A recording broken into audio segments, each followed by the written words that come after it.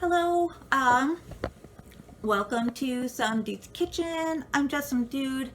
I can never find a good angle sitting at this desk, but you know how I look isn't why we're gathered here today.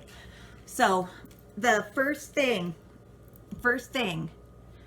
that you need to know about being able to handle different allergies and stuff in your kitchen, or if you're cooking for somebody who has any kind of dietary restrictions or anything like that, the number one thing is to read the label. Even read the labels of the things that you're like, there's no way that's in there, because there's a chance it is. So, for example, the nationwide program that I took for like that manager sanitation course or whatever, they specifically had a dairy allergy example in their book. And in the example, they had the person check everything except the bread. And I went crazy over this because I have a dairy allergy. And there is milk in bread. So the fact that they didn't have this in this program that everybody is supposed to take, I was quite upset. I kind of freaked out in my teacher in class. I wrote an email to the program itself because that could have killed me. That example could have killed me. And everybody with allergies feels the same way. Like even if it doesn't cause like anaphylactic shock or anything, but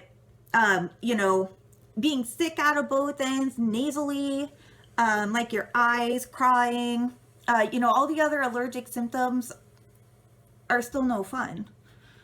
So always read the label. Some big offenders that you might not think of.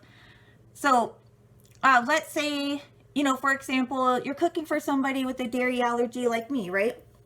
So you're like, okay, go to the store, you see the lactate milk, and you're like, oh, that's a non-dairy milk. That'll be fine. You go to make it, and I go in anaphylactic shock.